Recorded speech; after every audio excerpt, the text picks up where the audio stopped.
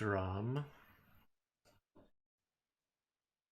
Well, can't I just do the go live thing like you did Yes, before? that'll be it.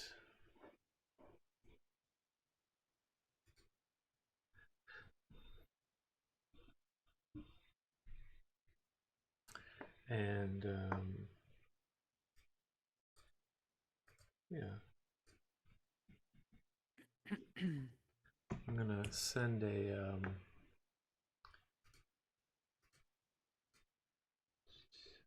link to Twitter.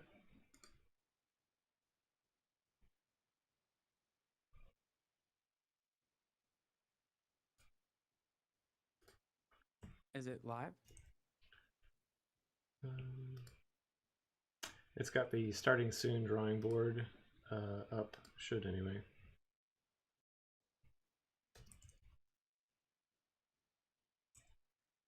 Oh, there it is. Okay.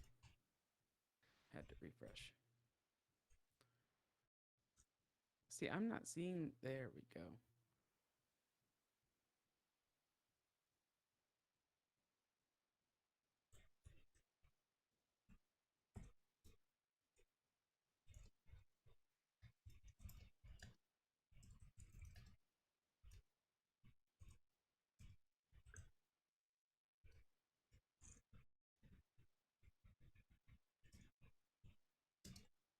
Do you see him say? Hmm? You gonna say it? Hey, B Morgan.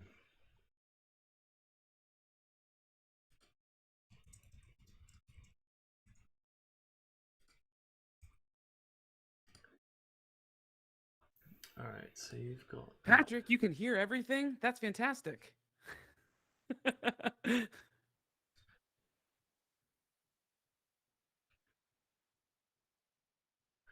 All right, cool. So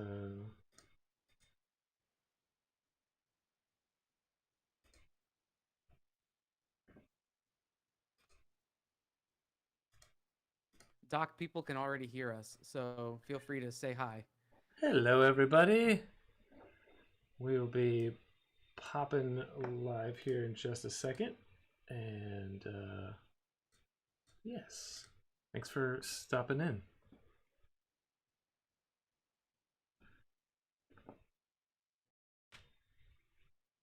I am curious if Patrick's just horsing around with you. No, Okay. he's not. Okay. Good to know. Good to know.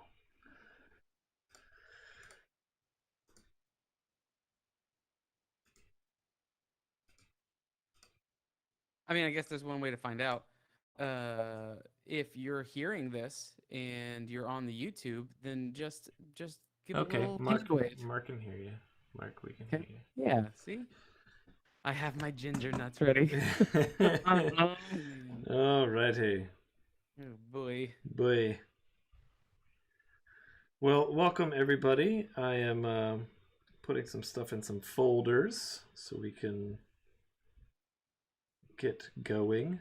But excited to have everybody here with us this evening.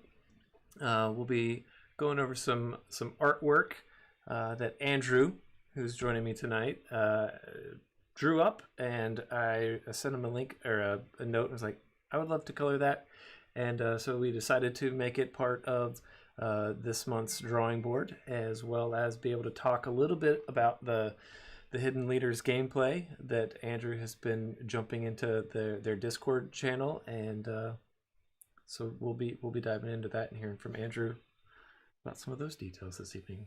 Yeah. And so if you've done one of the drawing boards before, you know that Doc is going to kind of run the show as he's drawing and things. So I will be kind of navigating the helm of questions. So if you're asking questions, I'll be checking the I don't know, chat thread. Is that what we call it in the business? Yes. We'll be checking the chat, and I will be relaying questions so that Doc can focus on drawing because he's not great at multitasking. In fact, Yes. I have heard it said that multitasking is a myth. Anybody can really only give their brain to one thing at any one time. Now you can jump back and forth between things pretty quickly, but I don't think you can actually multitask. Yeah. And that's the first of many things you're going to learn tonight on the drawing board. Or at least that redheads can't multitask. Redheads can barely task. True. So yes, we will we'll hang out for just a second, and we're gonna try something and see about doing an Instagram live as well, and then we'll get into jumping in and inking. Has anyone this month had a chance to look into some of the hidden leaders characters and done a drawing? Has anybody jumped into the M of One Slack channel and snagged the art that Andrew did to ink along with us this evening? Because if you haven't got any artwork and you want to, head over to the M of One Slack channel and download that art now.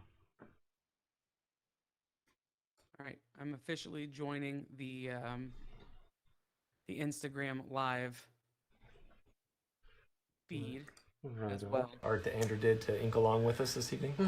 Because if you haven't got any artwork and you want to, head over to the M of One Slack channel and download that art now. We'll jump into some inking.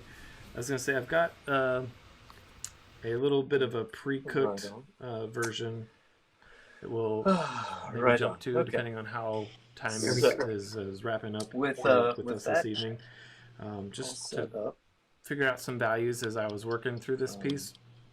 And then we'll jump into some inking. We'll see about I was going to say I've got some of these colors into a little bit of a pre-cooked version. Andrew, I did not have a chance maybe to jump go through depending on how see if time this character had a name or if it belonged to a particular part of the game. So just to I would figure out to some know values as more I was backstory working on through this the piece. character. Yeah, and I thought it was then fitting we'll, given the see theme about of the adding night. some of Her these name is colors Sierra, into, and she is to actually a finish ginger.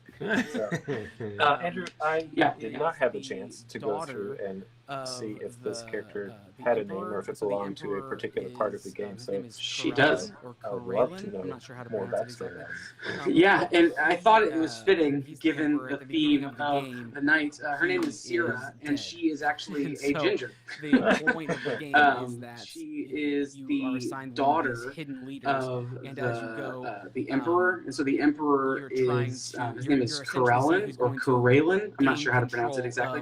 of the But kingdom, he's the Um, emperor at the beginning of the Sierra game. is one of He his two is daughters. dead. Enid And is his so other daughter. the You can play point as of her. the She's a game is younger daughter. that She's got, blonde you hair are assigned one of chopped. these hidden leaders, If and as you go, let me see this.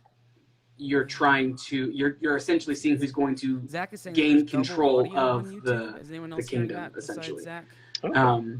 But Sierra is one of his two should daughters. stop here in just a second. Enid is his other daughter, so I'm you gonna can put play a as link her. to She's a Hidden younger Leaders daughter. She's in got the blonde hair. She's kind of chopped. Chat on If YouTube, you let me see tuning in- this. Yes, it's kind of like the Iron Throne. Yes.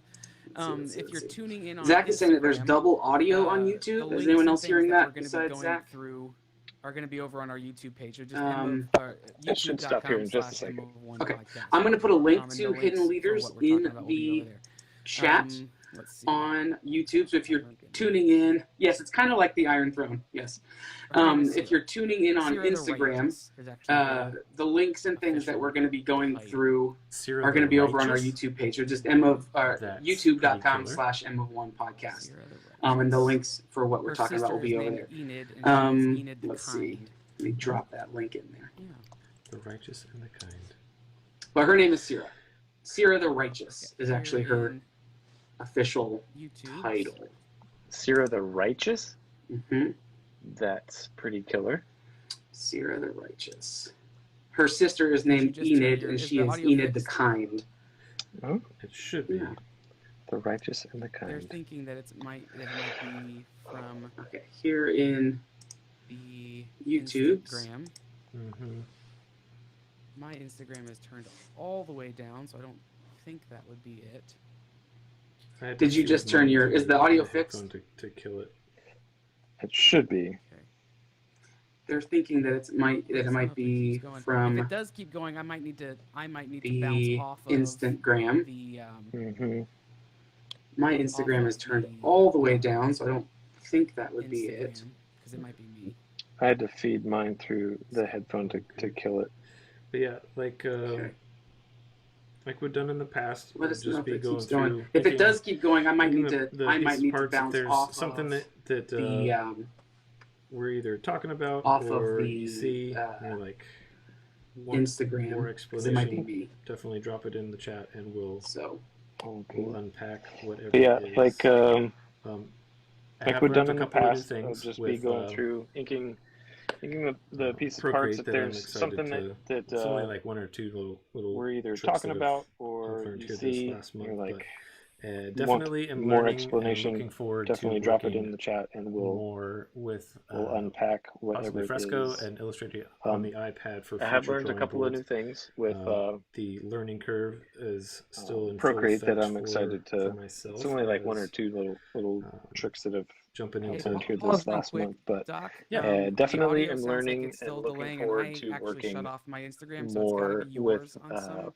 possibly level. Fresco I and don't know Illustrator how you on the iPad for future can drawing adjust that. boards. While you're working on that, though, The learning curve yeah, if you're is hearing still in full as soon as the effect delay for stops or the myself doubling stops, as just drop a note into our chat jumping so that we into. know. Let me just tell you a little bit about the game while Doc is working on that. Yeah. Working on getting that audio situation fixed. So the game is a hidden identity game, like I said. You are one of 6 leaders, and the leaders are dealt randomly, so you don't know who else is getting who. There's no special ability with any of the leaders.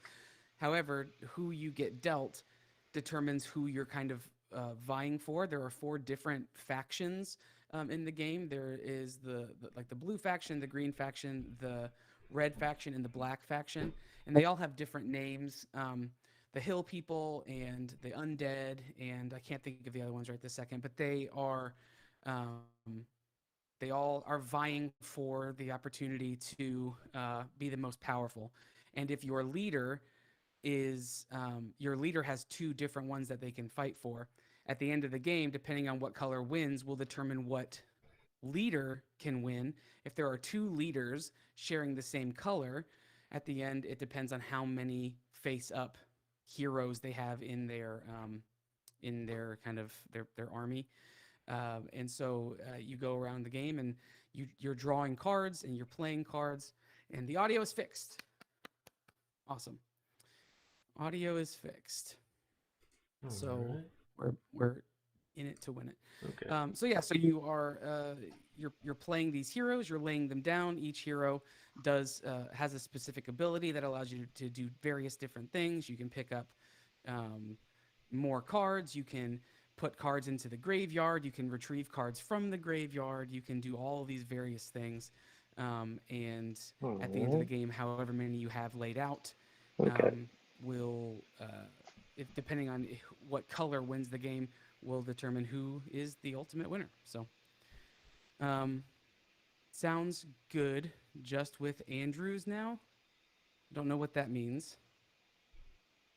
Oh, I see what you're saying. I sound fine, but Doc hasn't been talking. So, Doc, why don't you say a few things and make sure that the audio is good? The audio's good. Why won't this? There we go. Sorry. Yeah. So right now we can jump in still and back the game. Is that correct? You can't right now. So, Doc, switch back over to the floating mode for a round, so that the video's the audio's sync. good. Why won't this? The campaign just ended a couple of days ago. Sorry. Actually, at the beginning of this yeah. week, the campaign ended. But right now we can jump in still and back the creators the game. Is of that the correct? game have told us that they're working on getting the late backer pledge set up right now. So sometime in the near future, you'll be able to jump in and purchase this game. I will say right off the bat, if you didn't hear the episode where I kind of gave a full overview of the game, it's 100% a recommendation for me, primarily because of the art, right? The art is phenomenal. But on top of that, the gameplay is really smooth and cool, and it plays pretty quickly. And then on top of that, it's incredibly affordable. I think I paid $24 for it, which is, if you're into games and things like that, that is a killer price. And there's a ton of original artwork in this. So many characters, so many, so many really, really cool things, that for $24 you can't really beat that. Okay. So Doc, I'm hearing that your audio is doubling again. Yep. I'm going to kill Instagram, and we're just gonna focus on YouTube because that's what we're here for. Yep. It was worth a shot. Maybe next time we'll work out the kinks, but for this time we're just gonna focus on we're gonna stay here. This is where we're gonna be. 10 and 2 right here. Okay, so Doc, you are going through your layering, or you're inking the drawing now, right? Yes. Are you doing all of this on its own layer? Like the ink is all going to be on one layer, or are you breaking this out into different layers? Yeah, I'm keeping your drawing as the base layer locked in a blend mode so that it will be on top of what I'm drawing, and I can see it. And then I'll be putting the inks on a layer underneath it that I'll eventually lock when we go to do flats and things like that. Possibly use it as a reference layer while we're building the flats, and then we'll see about adding some color, setting up a scene, and go from there. Denton Field said, "Live stream is hard." It is, Denton. It is. Denton knows all about this.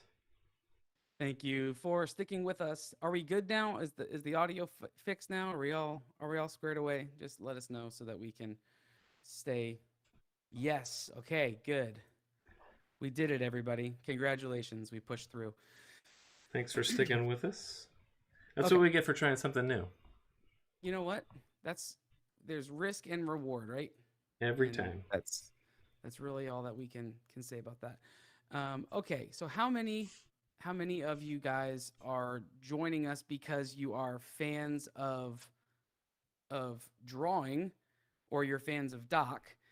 Or how many of you are joining because you have already looked up Hidden Leaders and you are like excited about it because you like what you've read or like what you've seen? Well, I first heard about it on M of One with one of your master categories. So that's how I got plugged into or excited about the game. Yes. Yeah, so I saw this game. I'm blanking. I'm not blanking. I don't want to mispronounce his name, so I'm looking it up right now. I first saw this game a long time ago, actually, and it was because I follow the artist, and I've been following the artist for a very long time. I'm pulling up his name right now. Even pulling it up, I might still butcher it, and I apologize. But some of these people have harder names to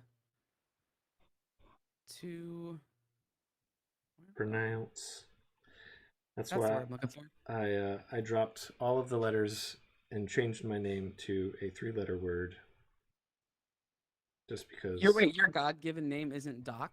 Well, I mean, this is news to me, folks. Okay, so his name is Satoshi Matsuura, I believe. That's the artist. I will put a link to his Instagram in the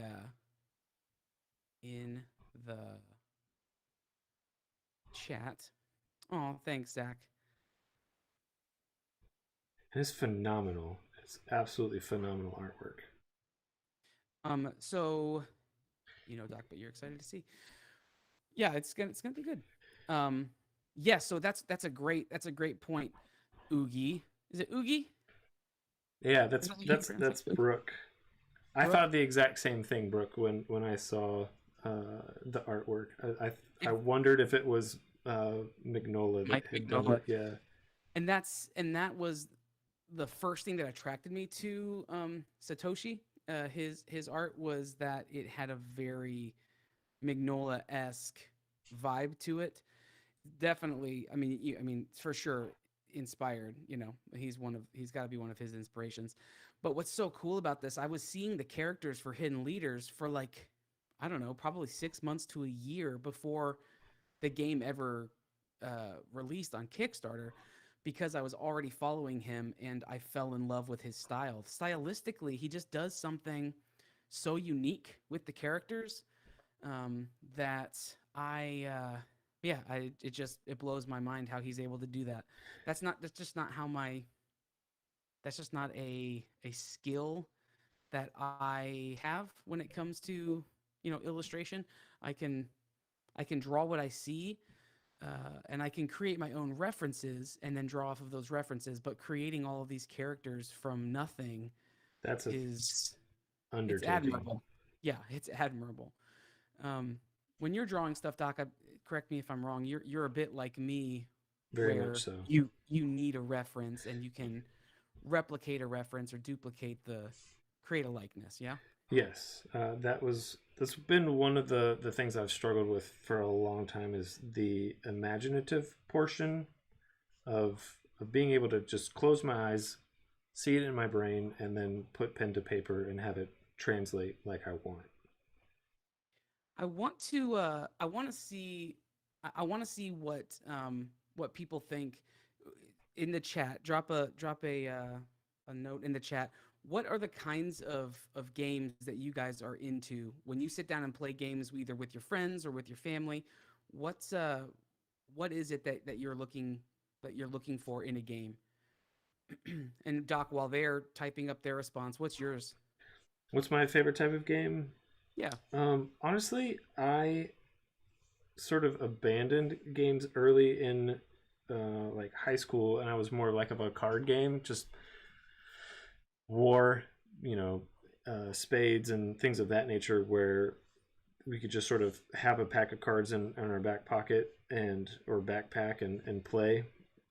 But it wasn't till like post college and sort of jumping back in with friends that enjoyed more of the board game and strategy, and seeing some stuff in action at MondoCon with you and Patrick, that has sort of rekindled a lot of that strategy gameplay.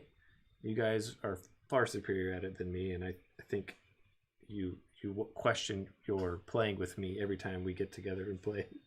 It's like, you are really horrible at this. Yeah, we don't question our love of you, but we do question Why whether or not you're into the game or not.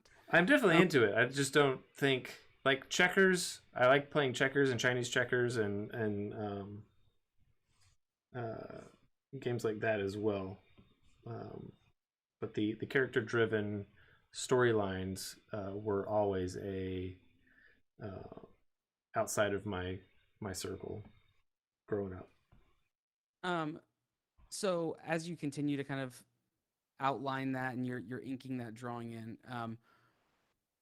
so Zach has commented that he's into co-op and mystery games, but we also know that Zach is big into D&D because he is on our network with the Dungeons and Designers crew, which, if you haven't tuned into the Dungeons and Designers episodes yet, right here on YouTube, you for sure want to do that because they have some really, really cool campaigns going. And Will, their DM, their dungeon master, does a really good job of setting the stage and helping share, create the story and running people through the story. But Doc, I feel like you would love role play, that you would love the Dungeons and Dragons experience, because it's not sitting down at a board. It's totally imaginative. It's totally creative. Yeah, and it's all story. And I know how much you're into story. I will say I've gotten more and more curious about jumping on the Dungeon and Designers show for that reason,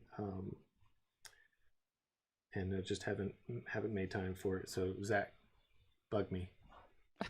I just think it would be right up your alley. Given you have nothing else going on in your life right now. Absolutely, yeah. What you need is to spend a couple of hours every week playing a game. But I think if you're going to play a game, that would be good for you. We have some other people saying, "Oh, Jackbox." So I've played Jackbox before, and that's a fun game. I know a lot of people who play it. It's kind of a party game, and it's cool. For me, I have to be in the mood to play that kind of game, I would still maybe rather play a game that forces me to kind of focus and strategize. Yeah. Maybe for me, it's because when I draw, sometimes I'm not drawing for fun. Like the Jackbox games are games that kind of have you draw and have you, play these almost. I think what was it called? Win, lose, or draw. Do you remember that Yeah. game? Yeah. That old game show. They're those kinds of games, and they're like charades, but digitally. And for me, if I'm drawing, it seems less like a game and feels slightly more like work these days because I'm drawing and I'm designing all day long. That it feels like, okay, if I want to play a game, I want to just completely immerse myself in a whole another world, and that's what I Yes. love about games like Hidden Leaders. There's this whole story behind it. There's this whole kind of world that's created that I'm allowed to just kind of escape into for a little bit. And for me, that's kind of what I'm looking for. But that being said, Jackbox is fun because it's very accessible. There's a lot where people can just jump in and play because it requires very little um, like gaming initiative. It just requires you to be able to doodle something for the most part or guess and have trivia. So the barrier of entry is quite low. So let's see. One thing I'm going to check real quick is the light source on this character because I did not do that for.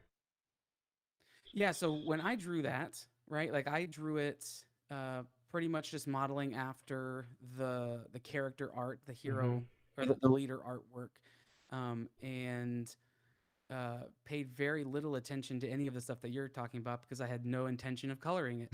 And so so as I'm sketching it out, like it for me, I'm just going with what the artist did, the original artist, and then now you have the fun job of sorting it all out and figuring it out. So because what my goal is to put her in a scene and have it lit, very much to what Brooke was saying earlier about feeling very Hellboy. I wanted to bring some of that graphic because this is already the characters and art style is extremely graphic in how it's composed, and I wanted to sort of push that even a little bit more in the Mike Mignola realm with some of his stylistic choices of highlighting the figure's head with the moon and sort of creating irregular highlights through the design. Yeah, Mignola has such a unique vision for that, and he sees the world in such a unique way. I wish I could pay money to get that vision. Because I'd save up, and that's what I would do, because I think that is 100% my aesthetic. I just can't achieve it on my own. For whatever reason, my brain doesn't think that way. So it seems like your brain thinks that way slightly more than mine. Like you think in terms of color and lighting and how that saturation, like how one thing leads into the other. And some of that is the screen printing aspect of things where it's trying to as a screen printer, my sort of goal is to create a 3-color poster only using 2 colors and utilizing the overprint where you've got blue and red make purple type of a thing, and using the overlapping shapes to create all of the shadow work in the piece, so that you can design a poster and then it'll usually take as long or twice as long to finalize it. Yes. Just thinking through the color aspects and stuff like that. So yeah, that makes sense to me. So with this right here, I've got sort of that moon figure or that moon shape behind her head. And I'm going to try to frame her within sort of like a cliffs type of thing. So we've got sort of a path that sort of takes you up through the piece is what I'm thinking about doing. So I will put the light source there. So you have already inked her though before this, right? Yes. Okay, so you're not going to take the, well, let me just ask it this way. Are you going to take the whole time to ink her all the way, or are you just showing a few examples and then we're going to switch to the, Yep, I'm like, just gonna oh, and switch. 3 hours later, you take it out of the oven and we have the finished meatloaf, Yeah, right? there's gonna be a little bit of the pre-cook happening tonight. Okay. Okay, good. All right, so jumping back over to game stuff, like seeing the thread come through, I'm seeing a couple people talk about It Takes Two, and I looked it up, and I realize now I have seen a clip of it before, but it looks like it's a co-op game. Um, it's like a co-op only game. You can't play by yourself based Really? on what I'm seeing online. Yeah, you can play it online. It looks like it's going to be out for Xbox One, PS5. It doesn't look like it's out just yet, unless I'm missing something. Let's see. This looks super fun. The art style is right up my alley. Yeah. Oh, it looks like you can buy it now. Yeah, so you can get it now. And what game is this? It's called It Takes Two. It Takes Two. Yeah, you need to look at this when you're not drawing. It's super cool. Anybody on here? So I'm seeing. Okay, let's see. Let me run through this thread real quick. Do we have any like apples to apples players? That's that's one of my favorite like party games. You were talking about party games earlier. Yes, apples to apples, or Cards Against Humanity, or any of those offshoots. Crabs Against Humidity, or whatever they have now. Is that for real? Yeah, Crabs Against Crabs Against Humidity. Yeah, I think that's what it's called. That's funny. That. Is that for real? It's about saving a marriage. Crabs Against Humidity? No. Sorry, I'm following through the thread. It Takes Two is about saving a marriage, which is why it's a required co-op. Gotcha. Okay. It looks really unique. It looks a little bit like a cleaner version of Hello Neighbor. If you've ever seen the art style of Hello Neighbor, it's a little bit like that, but it's slightly more refined. Okay. So Zach many things I'm gonna have to look up after this stream. Yeah. Okay. Let's see. Let's jump back up here. So, Denton, you play Minecraft. My son plays a lot of Minecraft, and I've been told over the years that I would love Minecraft because I'm an artist and I'm a creative, quote unquote, a creative. I have, for whatever reason, I can't get past the blocky aesthetic. Like, I don't know, is that off-putting to you, Doc? When it first came out, I was like, nope. I'm not even going to mess with this for that reason. Because of the aesthetic. Yeah. I had a hard time. This goes back to something, a conversation we've had quite a bit on the podcast, and does gameplay overrule aesthetic? And for me, the aesthetic is more than half of it, right? Like if a game plays really well and the game is designed really well, that's great. I will play it, but I will never own it if it doesn't look good. Yeah. There's a couple of examples of that, but one of them is the main one that kind of got me jumping on that soapbox is the game Dominion. It's a deck building game, kind of one of the first like quintessential deck building games. There's now dozens and dozens and dozens of expansions for it, which I think is why we'll never see an updated design for it because there's so much invested in it. But it's a great game to play. It's just doesn't look good. So it wouldn't look good on my shelf. I don't like the artwork that's in it, and so I won't play it. Minecraft for me, I think, feels a little bit like that. It falls into that. Skyrim is fantastic from what I've seen. I've played a little bit of it. I don't own it, but I've played, a few minutes on like the demo version, and that looks really cool. But it seems like it's a really heavy game. And if I'm going to get involved in a heavy game, it's going to be like Zelda. What do you mean by heavy game? Like lots of like you're going to have to invest a lot of time into it. Okay. There's a lot of story, lots of it's not like a platformer like Mario where you can kind of do a level and then set it down and then do another level and then set it down. It's like you're committing to hours and hours and hours and hours, and you might not ever actually you can play for for days and days on end and not even actually play the storyline of the game because you have all these like small missions that you can do and things. It looks beautiful. Skyrim looks beautiful, like ultra realistic, and the rendering is fantastic, but just not my jam. Let's see. Yeah, we talked about that, Zach, about Will.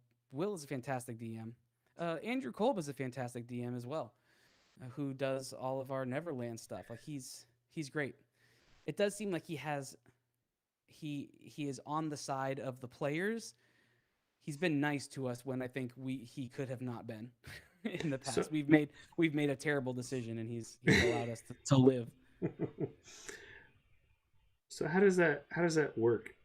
As far, because I've not ever played a D&D or anything with like a master, like you're saying. So is it like they know, they have the 30,000 foot view of everything and can sort of be like, that was maybe not the best decision, or? Yeah. So essentially, the way that it works is you have the dungeon master or the game master is they have a 30,000 foot view of what the world is like, and depending on how it works, like they will. Essentially, here's how Andrew Cole describes it: the world exists whether you're in it or not. There are events that are happening in the world whether you go do those things or not. And so his goal is not to push us to any one thing. It's just to allow us to explore that world. And then as we come across things, his job is to help us become immersed into the story. And that's really the kind of the crux of it. I would love to do it. I struggle with knowing all the rules to being a DM because there's a lot of stuff you kind of have to know on the back end. But that's essentially what it is. It's a storyteller who helps bring people along into the story.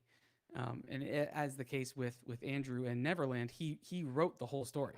He created all the characters, created all the storylines, created all the events, all the creatures, all the art, everything. He did the whole book. So he has an even deeper knowledge of what's happening than maybe some normal game masters or dungeon masters might have if they're running something that's pre-bought out of a book.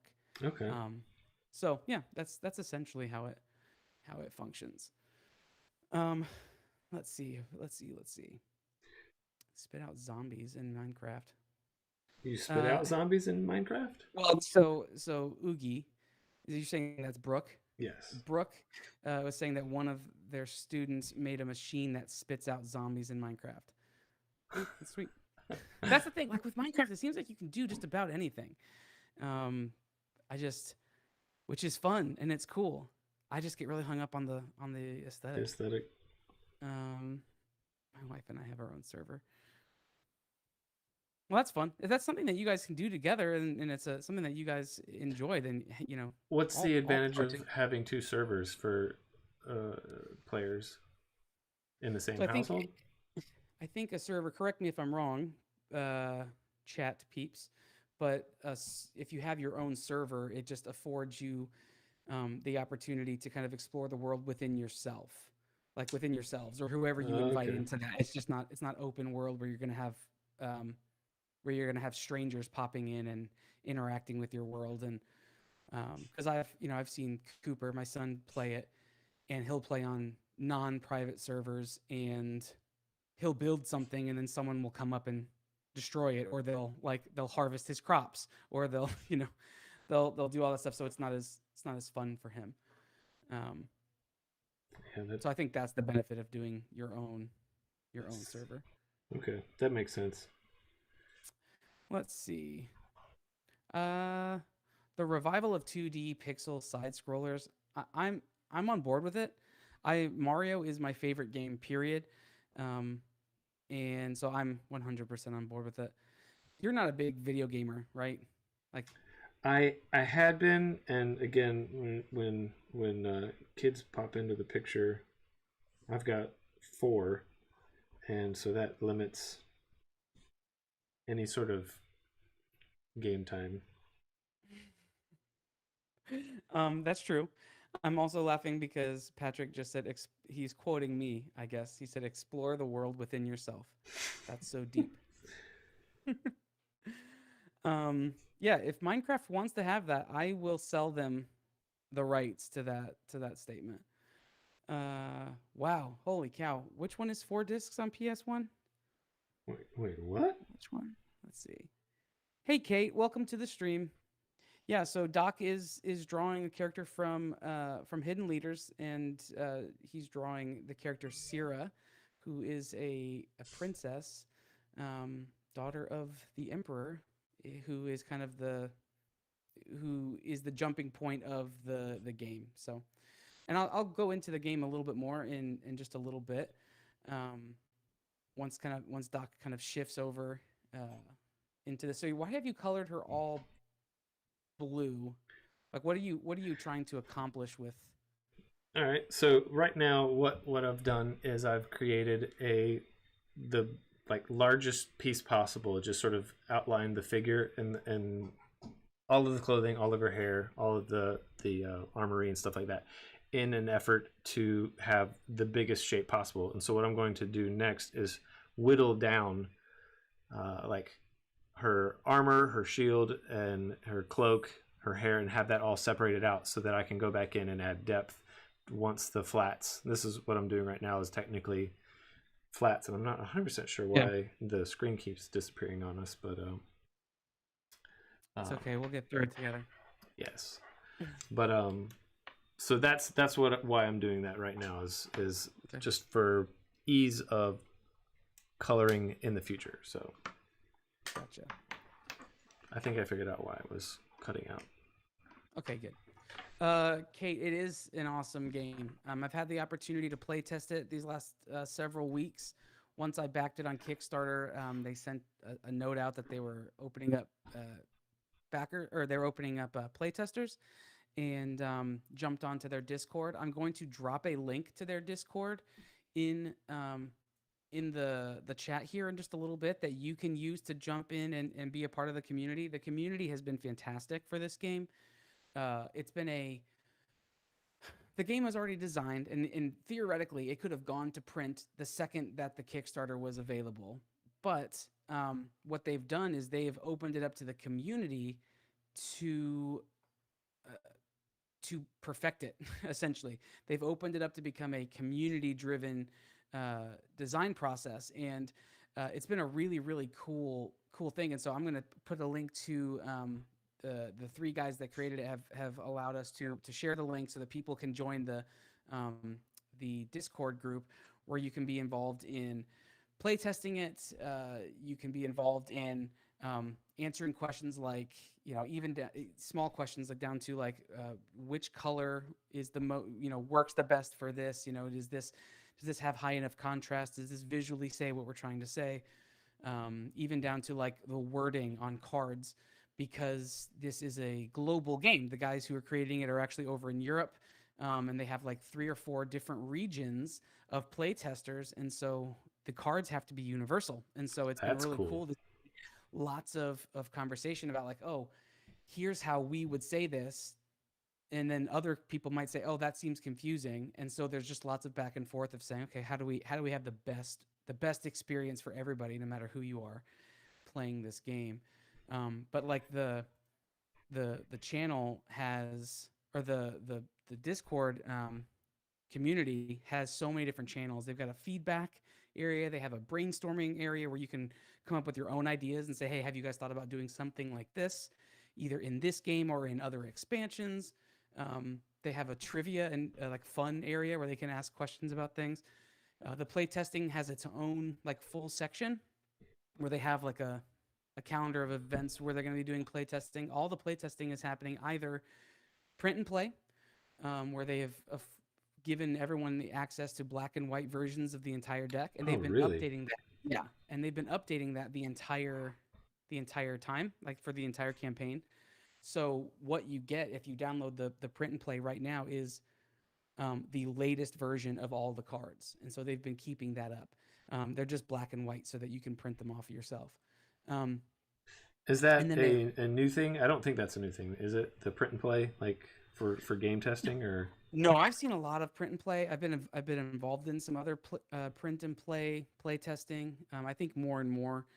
Um, I think more and more, if especially if you want to get real time feedback about your games without having to pay for the cost of actually going to production, into production for them, print and play is other than doing a digital playthrough is really your only option because you can't afford to send out for 30 pre-production versions of the game. Ooh, yeah. Especially if there's stuff that's gonna it's gonna be in flux, like the idea of it, like there are ideas where the game could actually still change in some ways.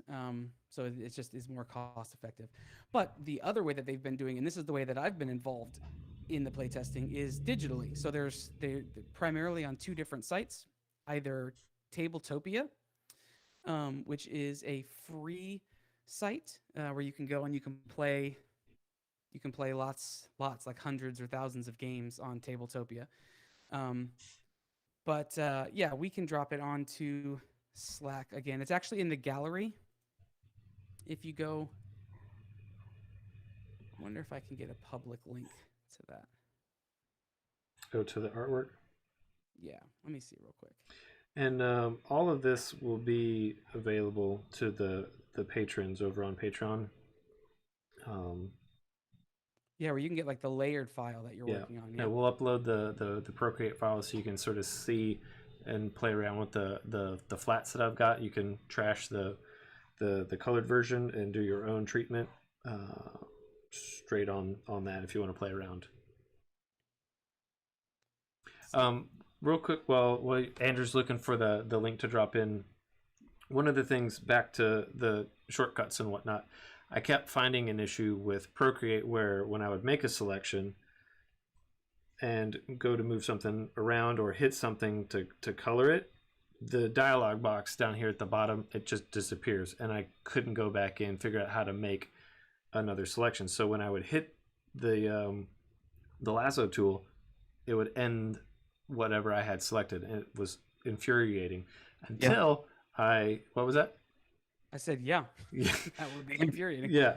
So what I realized was you could basically come in, make your selection, and if it closed or something happened accidentally where the color wasn't correct, you could then put your finger back on the lasso tool, hold for a second, and the menu would pop back up, and you could go back into copy, paste, and add, remove, and things of that nature. So that has saved me so much time and frustration. Yes. So I would. How many times have you come across a thing where you've been doing something the hard way, specifically as it pertains to Procreate, where you've been doing it the hard way for, I don't know, ever, and then you find out just by that there's an Instagram account that it's like Procreate tips or something like that. Oh yeah, following Procreate has been great for understanding and learning. Like, oh yeah, we've made these shortcuts for you.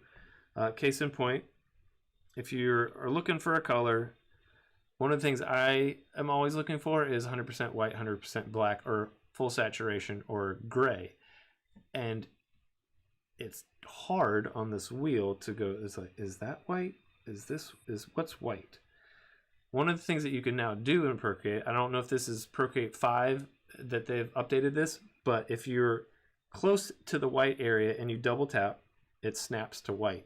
If you're over here on this side of the color wheel, you double tap, it takes you to full saturation of that color. You want gray? There you go. It's in that.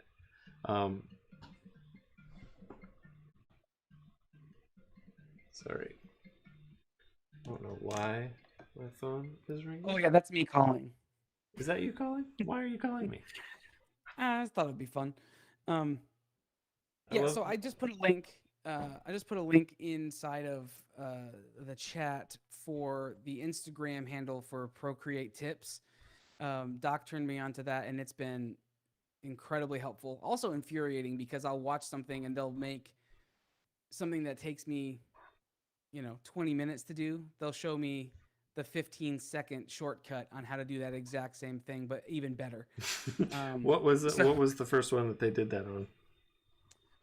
Or like the first so the tip? first one was when you pull your pencil down and you're trying to fill something, and if it's not completely clean, like if I'm trying to color one of my drawings right off the bat, it will if you drag your pencil down and then hold it before you let it go and you slide it across the board, slide it across. The threshold, yes. The threshold changes. Yeah, and I'm like, it's incredible. That was a game changer for sure. And I'll show people what you're talking about real quick, because it definitely was one of those things that. There's been times where I've dragged my pencil down and it filled everything, and I couldn't get it to be less of a threshold, and so I ended up having to color it by hand. And that's why I'm saying, like, where it would save me 20 or 30 minutes to do it that way. So the problem that I would have when the tip that Andrew's talking about is when you click on the color wheel or the color icon here and you just drag it over and you drop, I was having an issue if I wasn't using a solid brush, if there was any sort of feathering or art texture to it, it had gaps in the lines. And so it would just fill the entire canvas and it just was infuriating. And this is what Andrew's talking about. So if you slide your hand or your pencil left to right, you can do the threshold. And what that'll do is it'll cache that or remember that for the next time you go to do a drop fill. And yes. And I didn't know that. And so I was like filling the full screen, not knowing what I was doing wrong, and ending up having to go and create its own layer and color it by hand because I didn't know that I was doing that. By B, it was good to see it. Yeah, well, the final product will be done, and we'll post it on social. And again, if you're a patron, you'll have access to the file where you can get in there and play around with it. Thanks for dropping in this evening, B. Yeah. That's one of the many things. You know, I can't think of like lots of little things, lots of little tips that you realize, oh, I could be so much more efficient. Yes. With my drawing. So you can do that double tap on the color wheel. That works for white, black, full saturation, gray of that color, and you just have to get close, double tap, and it'll lock up for you. So it's super, super helpful for me, at least. When you do your shadows, do you do base shadows, like a shadow layer, and then you have it set to like some sort of overlay? Yes, right now it is set to multiply, and turn that on. So right now, that's just the shading, and basically what I'll do is after I'll do a full ink, I will then copy that layer and use that, set it to multiply, and drop down the opacity like 25% or whatnot. And then at that point, you just use 100% black because that layer is black. And if for whatever reason you do like a different color, it's not quite 100%, when it's all said and done, you can go in, make the layer an alpha lock, and then do a fill layer with whatever color you want. So if we were up here on the magenta and I did fill layer, it colors everything that way. So if you want your color or your shadows to have more of like that cool, and you'd inked it all black, you come back, you get a blue that you like, come back in here. When the layer's on alpha lock, it only affects the pixels that are colored. So then you can make sure that alpha lock is there, and then you come up here to fill layer, and it'll fill the layer. And then you can drop down your opacity, instantaneously giving you like that cool. And you can do the same thing with highlights if you want to do like essentially it be sort of like duotone in Photoshop, where you can crank the highlights a little bit more warm, and so that the complements the cool shadows type of a thing. So this is a question from me. Well, before we get there, Alpha Channel was the thing that I learned about on the very first drawing board. And that was another thing that saved me so much time. It made my drawings so much cleaner and better, honestly, because I was hand doing all of that stuff, like, going in and fine tuning my brush so it was super tiny down to like a pixel or two to make sure that I got clean enough lines. Yep. And the second that you showed me Alpha Lock, I'm like, I can just take big old swashes of brushes Yes. and just like, it's incredible. And once you have that done, you can sort of essentially do what I've done here with this. If this isn't a clipping mask, her hair, because I had already done the flat shape, that I'm essentially using that as an alpha lock for other layers by making it a clipping mask. Mm-hmm. That's entirely too confusing of a sentence. I apologize, but that's essentially what I've done is done that. So it only affects the layer that's underneath it. I was going to say something else about the alpha lock. If you don't want to do just a real quick gesture, take 2 fingers and swipe right on the layer, and you'll get that checkerboard background that telling you that it's an alpha lock layer. And do it again, swipe 2 fingers to the right, and it'll turn alpha layer off, so you can draw wherever. So I learned that watching Damian Williams doing a live stream with Diane Gibbs a couple months ago, and that fantastic. Blew my mind as well. So there's always like tips and tricks and hacks that honestly a lot of that is in the manual. If you're ever just like bored and want to do some research, or don't want to watch a 2-hour video on YouTube of like, here's all the new things you can do in the shortcuts in Procreate. I was one of those people that when Adobe made the cheat sheets for like, here's what all the things that the tools do, I went through and read it because I didn't want to use the hunt and peck, looking for it on the keyboard type of it. Sure. I had for the longest time this laminated front and back shortcut like key thing that I had sitting next to my desk when the new version of Illustrator would come out, because I live and die by those shortcuts, man. Like to the point where it maybe makes, I'm not a good instructor. Like I would not be a good instructor because I'm like, oh, just do command. And sometimes I don't even remember what it is. It's just muscle memory. I'm like, oh, command. You have to be at the keyboard. I'm like, I don't know if it's option or command. I have to look at the keyboard. And if I'm doing cross-platform, forget about it. Just forget it. Like if it's not Mac, it may as well be a different language for me. Patrick wants to know if this is Mystique. It does look a bit. It does. It does. And the better question is this Jennifer? What's her name? Jennifer Lawrence. Jennifer Lawrence's Mystique, or is it Rebecca Romaine Stamos? Or I guess it's just Rebecca Romaine now. Depends on who it is. I don't know. Doc, which is your favorite Mystique? Oh man, that is a tough question. I'd probably have to say Jennifer Lawrence. Because you like her better as an actress, or because you thought that she was like that role was good for her? Don't give this too much thought. You keep drawing. Yeah, sorry. I don't know. There just was something weird about, honestly, all of the X-Men movies that just didn't quite click with me. Okay. And I think there was some. You are a Batman versus Superman guy. That's right. I forgot that's your favorite film. Well, I will say I did like that the Dark Knight, like Frank Miller's Batman rendition or interpretation made it into the film. Like I was super excited about that. It felt completely awkward when it was set and sort of paired the way it was. Sure. But yeah, I was a huge Dark Knight Frank Miller fan. Gotcha.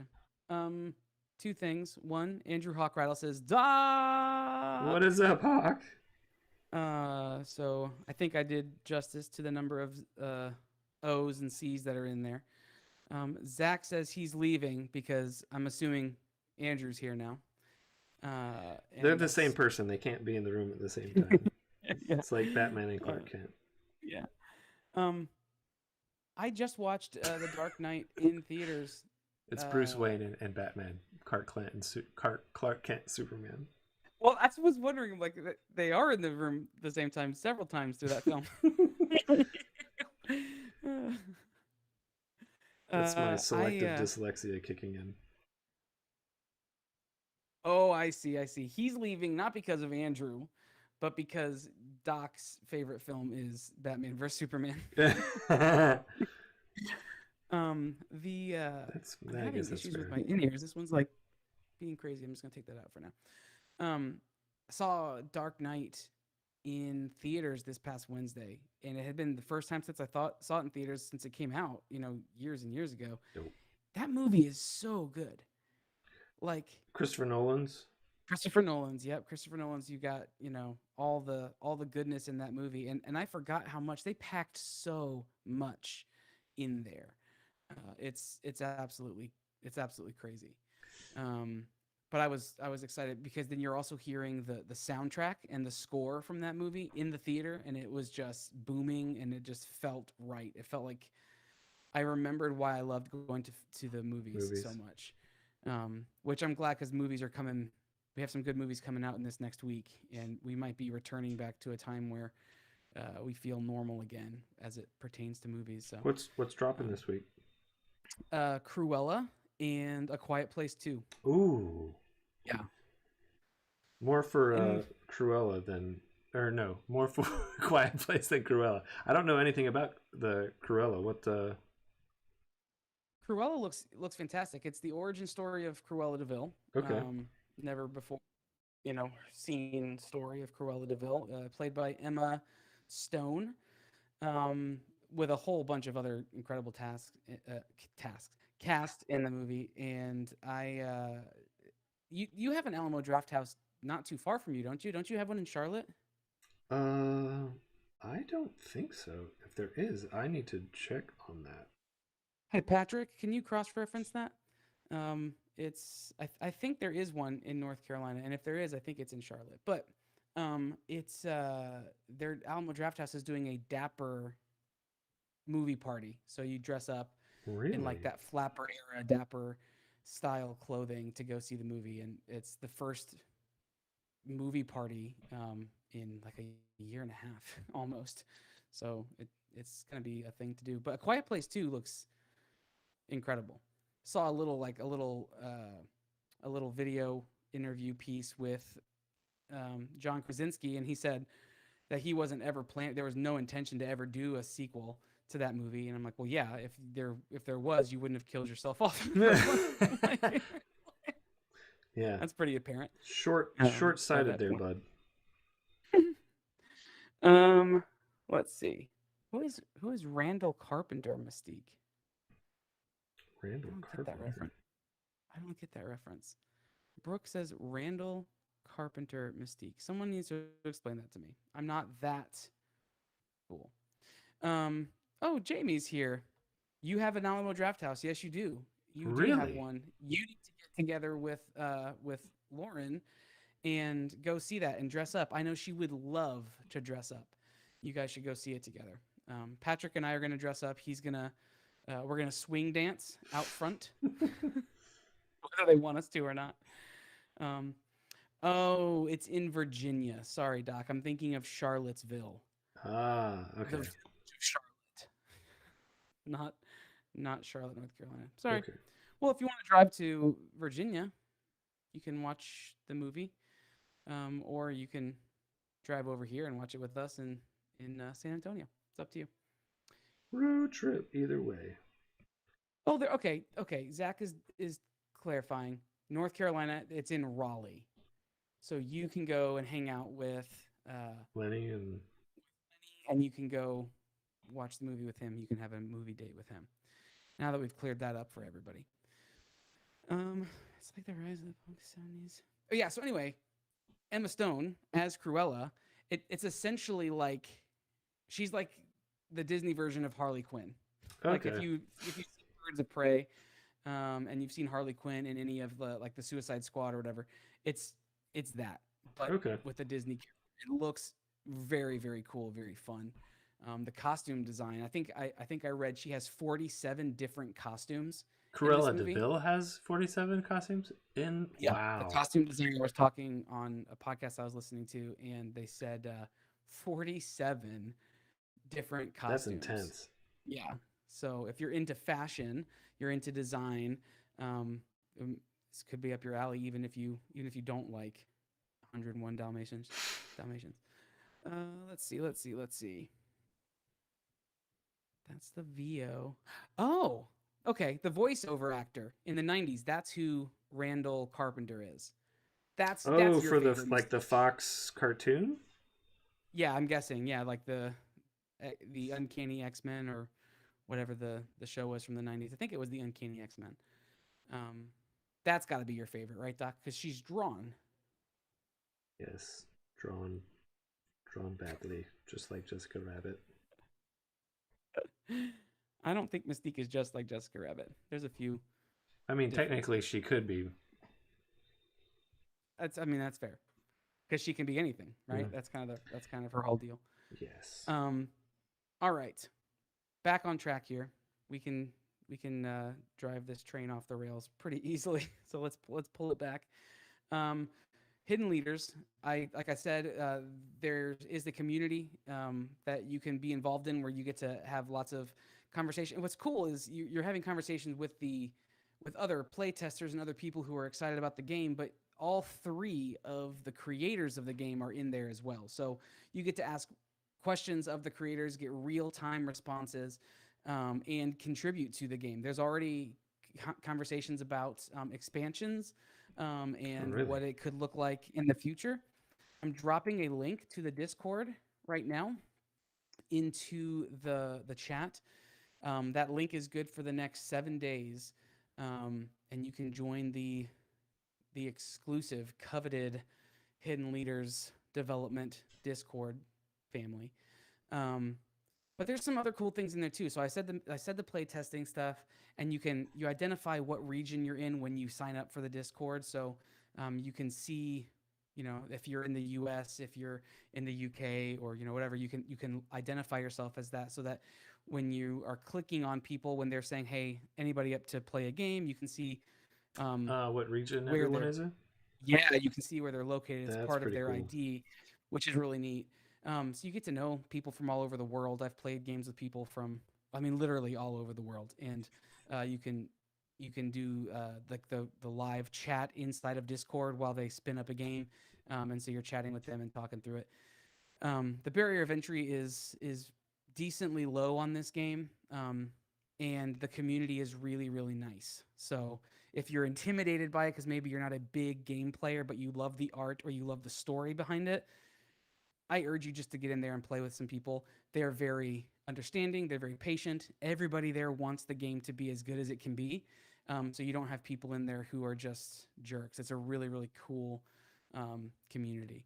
So I would recommend you jumping in there if you're at all interested.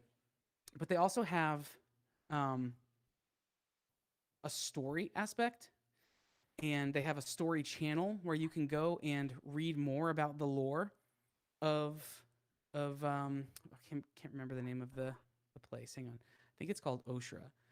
I don't want to get that wrong though. So let me look real quick. While you're looking that up, is that also like open for contribution from the Discord channel, or is that off limits? Yeah. No. Fan fiction is 100% encouraged. They're actually doing a fan fiction like poem or short story competition right now. Really? For you to expand the lore, essentially expand the world that it's created in. That's what I'm saying. Like, this community is very much open, right? The design is open. The world is set, but you can explore within that world, and it could end up in the game. It could end up in further, pieces of the game if you catch the attention of the creators or whatever. And we vote on things. They have these surveys and these polls where you can vote on various things. So there's pieces of the finished game that you're going to see if you purchase the game that came about because of the community. They asked the community what they wanted to see, and so they've created things around those poles, which is fantastic. You don't always have that kind of access when you're building out a game, especially if you're just going to the store and you're going to your local game store, you're going to Target and you're buying a game off the shelf. You don't get any, you don't get any say in what you get. It's just you get what you get. Have they noticed an uptick in sort of the value of doing the gameplay that way, or building the community around that? From what I've seen, and they're just on the heels of having completed their Kickstarter, right? So they're still in the throes of it. But if I were to guess, I don't have to guess this. They regularly thank the community for their input. They regularly thank the community for making the game better. Awesome. So I would think that they see value in it.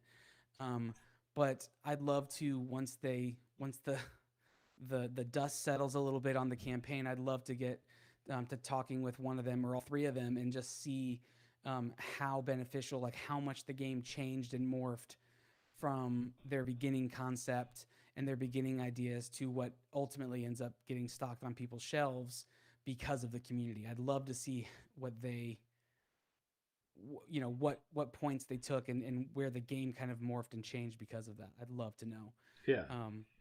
Because the conversation is very, very,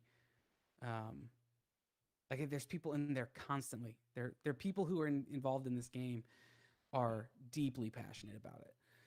And I love that. As a creator, it would be so awesome for me. I'm just putting myself in their shoes to see how jazzed people are about the game, and this is something that was their baby and they came up with, and to see that people are responding to it seems like it's really nice. I like what you're doing with the colors now that I'm seeing the contrast of the colors. How much are you sticking to her original art colors? I'm trying to at least start there. And one of the things, depending on how you go about coloring a piece, you start with super saturated, darker tones, and then using light tones to sort of even it out and bring in the highlights and mid-tones type of a thing. So I'll probably end up, now I'm looking at it, those gloves are pretty saturated and bright, so I'll probably kick those back somewhere between this blue that I'm using for her arm and the blue for her like chest plate type of a piece. So gotcha. But yeah. So when you're bringing that together, Doc, how much do you think ahead of time? If you have questions for Doc too about what he's doing, just drop it in the chat and I'll make sure I relay it. If you when you're sitting down to do this piece, I know you roughly sketched out her environment, the setting that you're putting her in. How much does that inform you on the front end what you should be doing with your colors, or do you approach your colors the same way every time regardless of what setting that they're in? Honestly, the color setting and playing with color a lot of times will be dictated by the piece. The last couple of pieces that we've done for drawing board, I've taken more of the like, for lack of a better word, coloring book, like comic book type of approach, where there's a key line, the black ink, and then we basically flatting it and then adding textures and tones and shadows and highlights to it. But if there's other pieces that are a little bit more painterly, that's like I'll sort of rough in colors and then cover them up type of a thing, and just apply like more paint where it's just like I don't like that, I'll paint over it type of a thing. Okay. So it doesn't necessarily the setting, you might have it in the back of your mind, but it's not super informing the decisions you're making right now. Not entirely, because the benefit of working digitally is if you don't like everything and you're just let's just say we'll do this, I'll group it and duplicate it.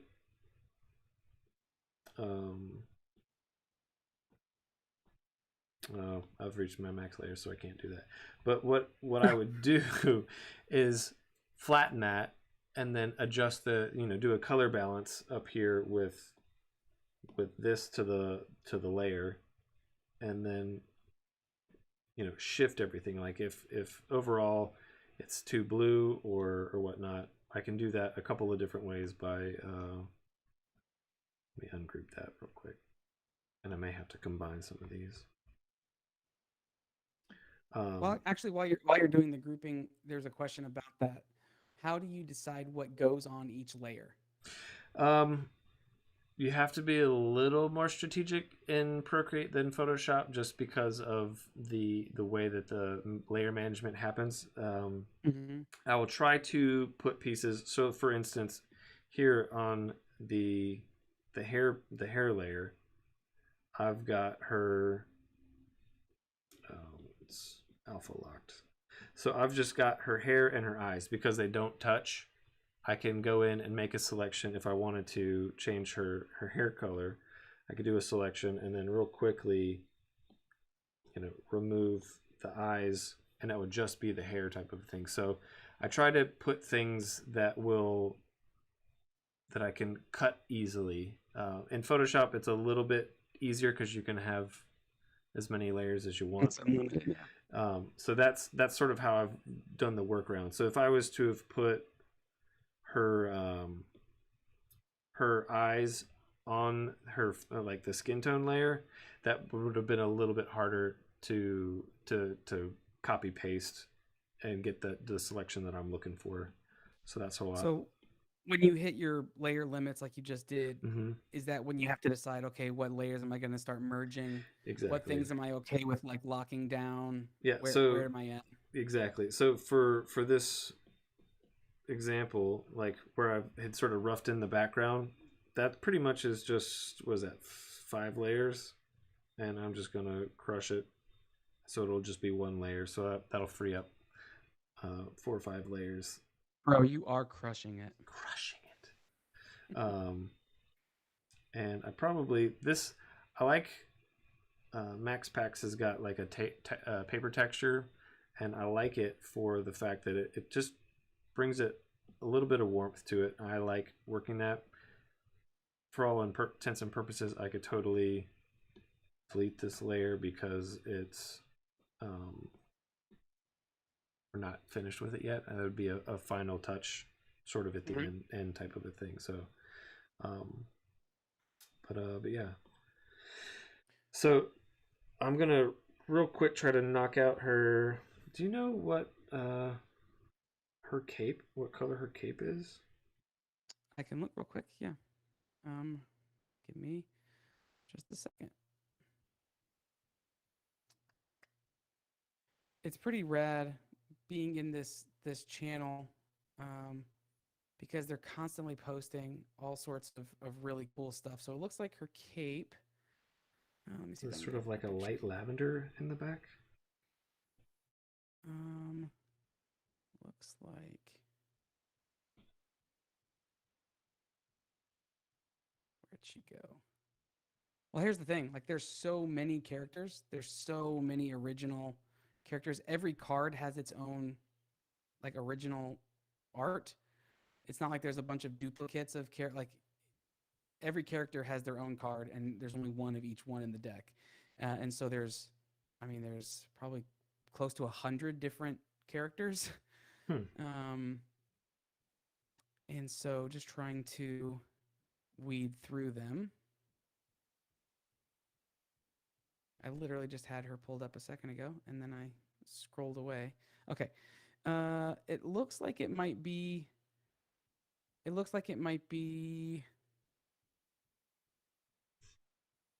just another version of that blue is kind of what it looks like.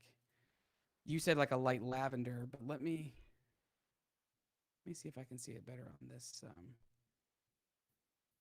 So chat have any bearing, or do they want to see it a different color? I don't know, chat. Do you want to see a specific color? Because we don't necessarily have to.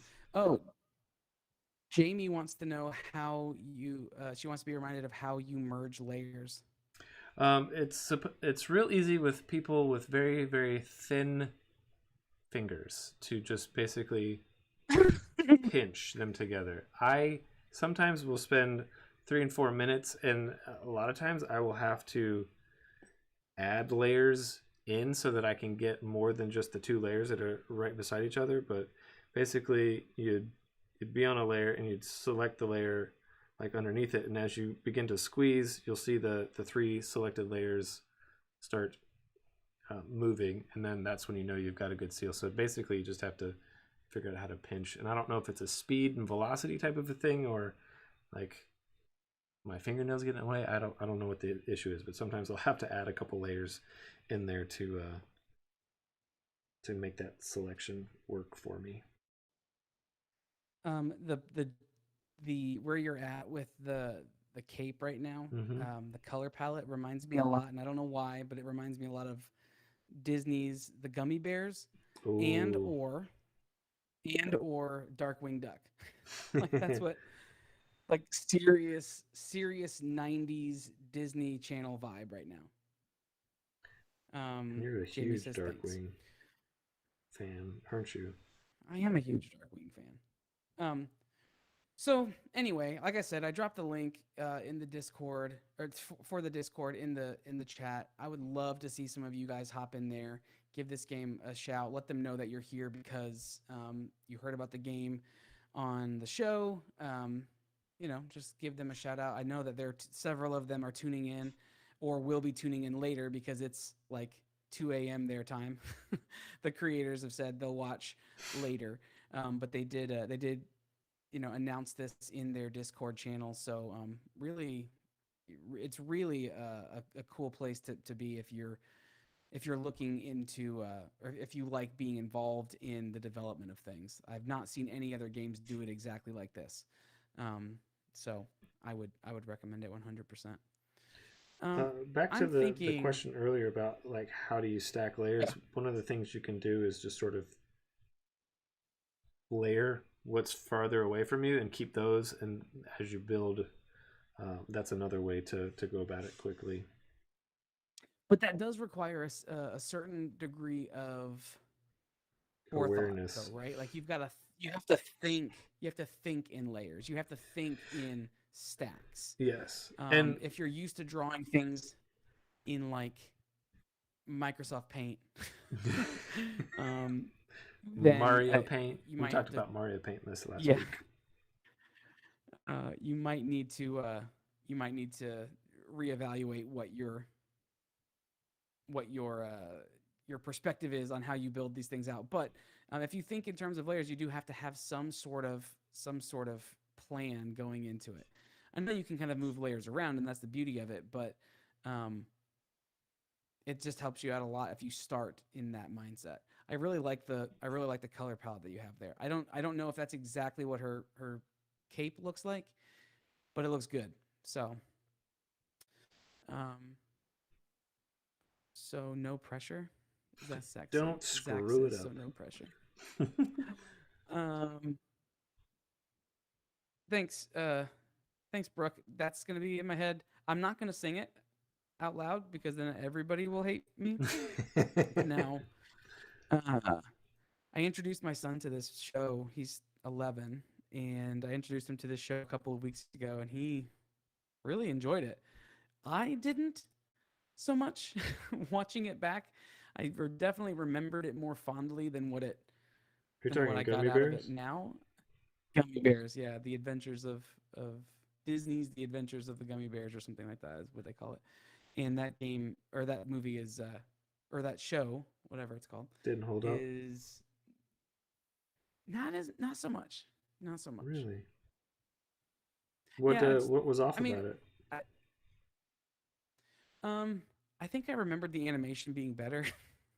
I think I remembered I didn't remember any of the story. The story is actually there's quite a lot going on. There's a power struggle and trying to take over a kingdom, and it's maybe a deeper story than what I ever realized when I was a kid.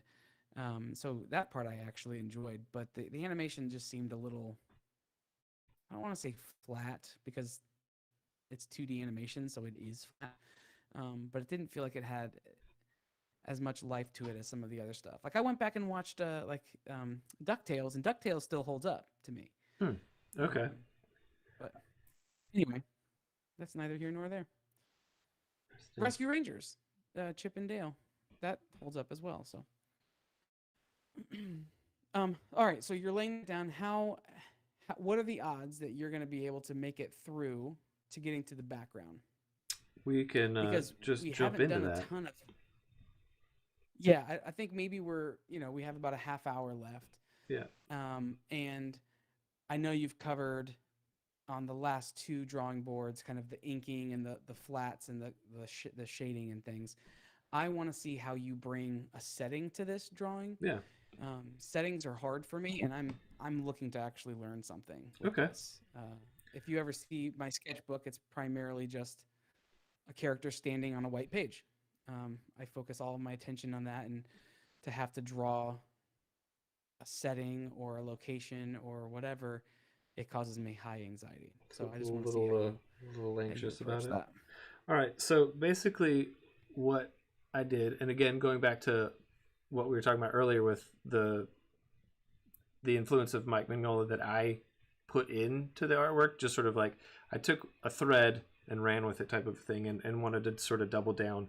And so by doing that, one of the things that Mignola will do is create sort of shapes to focus your attention on the character. So basically, what I did was take some of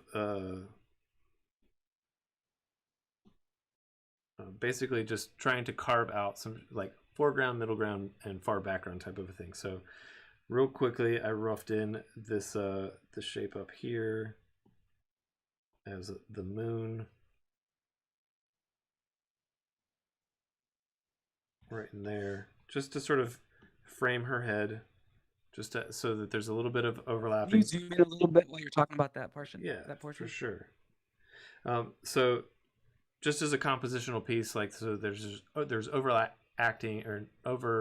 happening of the character. Just again, just one of those ways to force some depth in your piece, and then creating a couple of little pieces, like, just atmospheric pieces where they've got birds and whatnot flying in the background. Here, some just ways to render the sky, clouds type of thing that add momentum or directional lines, so that if I'm wanting to sort of draw the eye, make sure I'm not drawing on anything important, sort of have the eye come down through the piece. So we sort of will hit the moon, hit the character, and then sort of hit this walkway. I wanted to sort of force some of that line, or just reinforce some of that look. And so that's sort of where these atmospheric background lines sort of came from. So I focused on the main characters in essentially the foreground, and then I wanted to create a little bit of depth by stair-stepping, sort of what Disney does with their foreground, background, and then just animating that shift. So I mean, all the way back to Snow White. Yeah. And so that's sort of how I roughed in and was approaching this all together. So I will say that the way that you framed in, like that, like the wooded part where you've got like maybe like a trees or mossy stuff kind of hanging, that feels very Mignola-esque in terms of composition. Like it feels like it has a heaviness to it that automatically makes the piece just more dramatic, more interesting. And some of that is, those diagonal shapes that, and those vignettes, because he uses a lot of black, and he's masterful about creating ultimately geometric and graphic shapes that force you to look where he wants you to, type of a thing. Yeah, absolutely. As you're doing that, Jamie has a question. Sure. I think I know the answer to this, but I'm going to let you answer. Doc, curious, are you as big a Disney fan as Andrew? If so, what are your Disney faves, or are you more into non-Disney animation? I would say I'm probably not as big of a Disney fan as Andrew. Is that what you would have said? Yes. I no doubt about it, no qualms. I like the real sketchy line work of like 101 Dalmatians and Robin Hood and what are some of the other films in that era? Like Aristocats. I didn't really like that movie, but that style is. Aristocats is for sure the most sketchbook Disney movie I think I've ever seen. Yeah. A little bit carrying in some of that tradition, but a later movie is Oliver and Company. Yes. Oliver and Company, like, because I think it's how they render the fur. Mm-hmm. The fur for sure has a bit of a sketchiness to it, or an unfinishedness to it that adds a lot of character. Pun not intended. For sure. But what are your favorite non-Disney animations? Oh, my favorite non-Disney. Are we excluding Pixar as well? Well, Disney and Pixar aren't the same. Exclusive. So yeah, they are exclusive. Man, favorite Don Bluth. Growing up, Okay. Don Bluth. All Dogs Go to Heaven, huh? Secret of Nim was the first one for me. Okay. And then Secret of Nim that's a deep. Well, I guess so is All Dogs Go to Heaven, and so is American Tail. Yeah, those are all Don Bluth. I would say, yes, Don Bluth films were probably where I was like, whoa, what is this? This feels like a whole nother level. That, for like growing up, present day favorite cartoons has got to be like the Cartoon Saloon stuff, where you got the Song of the Sea and Secret of Kells and Wolf Walkers, where there's that just far more artistic rendering of things, especially the backgrounds. The backgrounds just blew my mind in those films. Rock-a-Doodle-Doo. Now that's one I haven't thought about in a long time. Totally forgot about that. That was another Don Bluth one, right? I don't know for sure, but I'm pretty sure that seems like it's his style. What is it about? So Rock-a-Doodle-Doo is maybe if that is a Don Bluth film, it's the one out of the 3 or 4 that we've mentioned that's not super heavy. Because the other ones have really deep stories, really, like, these animations. Yes, they're cartoons, right? Mm-hmm. But I don't think that they're exclusively for kids. Like they tackle there's some so much issues meaning and depth in what's going on, right? Yeah, they tackle some real stuff, and not nearly Rock-a-Doodle-Doo doesn't seem to fall into that same category. No, definitely not. Is it an Elvis Chicken? If I remember correctly, is that right? Yeah, I'm gonna put a link to the trailer for it. Man, Rock-a-Doodle-Doo. Had not thought about that in quite some time. That might be worth drawing, like doing some character sketches. Well, I thought you were gonna say a Patreon watch along. Oh yeah, we could do that too. We could do that. Patrick will hate it, but we could totally do that too. That might be worth throwing a character or two in the old sketchbook. Yeah. Because dang, that's 1991. Trying to find That's when that came out? 91? Rock-a-Doodle-Doo? Man. There it is. I'm gonna put a link to it in the channel. What are some of the other favorite era cartoons of folks in here? Anastasia just popped up. Ooh. Yes. I don't know that I've ever seen Anastasia all the way through. And by I don't know, I think I haven't. Well, Christopher Lloyd's Rasputin. That was one of my favorite parts. Oh, is he really? Yeah. Okay. That's good to know. Yeah, he was a good creepy dude. Well, I mean, you know that from Roger Rabbit. Yeah. That one escaped me until I went back and rewatched it last year. Dennis, dude. Dennis the Menace. Dennis the Menace. Yeah, he plays the grifter who the kid goes, "What are you eating there?" Or he asks the kid, "What are you eating there?" He goes, "Apple." That's Christopher Lloyd. Man. And he ends up eating the paint, thinking that it's like a because Dennis the Menace like flips the thing and paint drips down into his food and then he eats it. You don't remember that? No. Oh, he gets like it's almost like the Christopher Lloyd version of Home Alone, what happens to the like he just like I think he gets his butt burnt or bit or something at some point by like a dog. I can't remember, but yeah, he's the bad guy. You know, I guess Oh, the so moon this would. is saying so.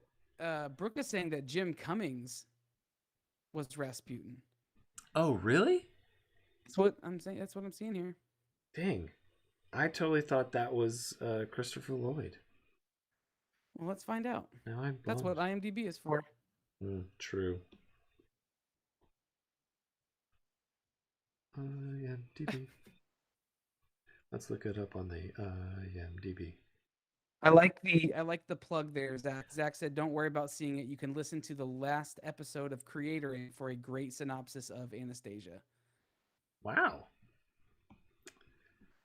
I'm wondering why you guys were talking Anastasia. Yeah. Is there like an anniversary for it or something? Yeah. Did we miss the anniversary? Let's see who the cast is for Anastasia. Here we go. Oh no, it says Christopher Lloyd as Rasputin. Okay. You're right. All right. Take that, Brooke.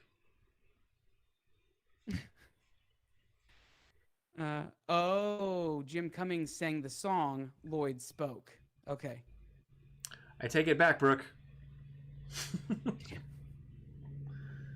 Yeah, there you go. Jim Cummings, singing voice. Now, If you're unfamiliar with Jim Cummings, he's essentially half of the characters you grew up listening to. really? are Jim Cummings. Yeah, he's done.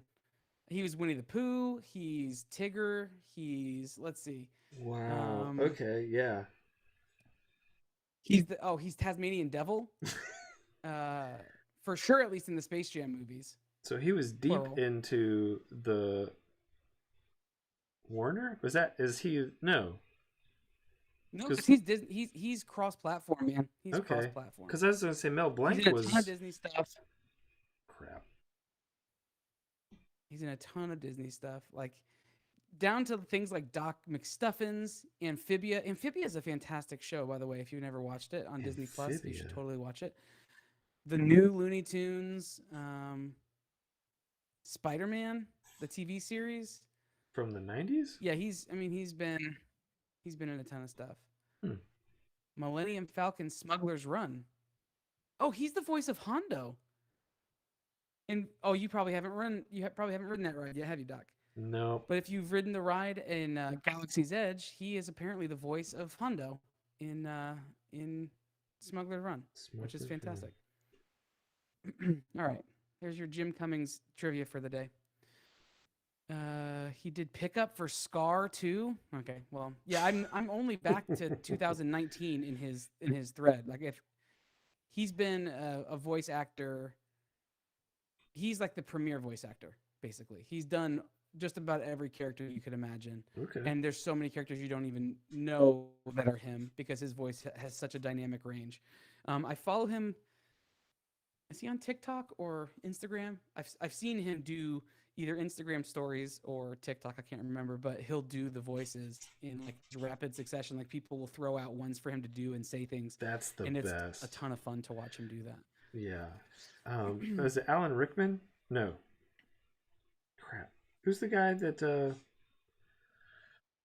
did Weaselton and the droid in Rogue One? Alan Tucci? Alan. Oh, Andy Tucci? Yes. Is that his name? Yes. What's his name? No, that's Stanley Tucci. Stanley Tucci. Yeah. I think it's Alan something. Well, it's not Alan Richter. No. Not Alan Rickman. Weird. 'Cause... The real story of Anastasia is dark. Oh, that's right. It's based on a true story. Most fairy tales are I know super these are dark. totally. This is what's crazy to me, and I know it's not true, or it sounds really stupid. But when I've listened, or like when I think of Anastasia, I also picture Treasure Planet. They're totally different kinds of movies, completely different kinds of movies. But I think I picture them as coming out in the same era for some reason, because I also had never watched Treasure Planet until like a couple of months ago. And I don't know, it hit at this point in my life where I wasn't watching a ton of animated films. But yeah. Anyway, I think Tarzan was one of the last cartoon movies I saw in theater, and I remember being sort of blown away because I was very much getting into the surf skate culture, and so that whole scene where Tarzan is basically doing skateboard tricks and using the vines, I guess that would have been like a rollerblade type of a sequence, but I loved that whole sequence. Alan Tudyk. Okay. That's what Zach has come in with the answer. And Brooker, when you're referring to the robot, are you referring to the robot from Treasure Planet? Probably Rogue I'm trying One. to remember. Oh, he's for okay. Now I know who Alan Tudyk is, and now I know what robot you're talking. The droid you're talking about. I was taking a second for me to track through. K2 something, right? He's fantastic. He's an incredible actor. I love him in what's the one with Heath Ledger? A Knight's Tale. He's fantastic in A Knight's Tale. That's when I fell in love with him. It's called a lance. And I've liked almost all of the movies he's been. It's called a lance. Hello. Fantastic. Atlantis was my last theater animation. Oh, that was a good one. That is a Mike Mignola animation. I believe Mike Mignola was the art director for that Disney Atlantis movie. Is that for real? I've never seen Atlantis. That's a Disney movie I've never seen, and I consider myself a Disney guy, and I've never seen Atlantis. I think the art was good. The story was goodish.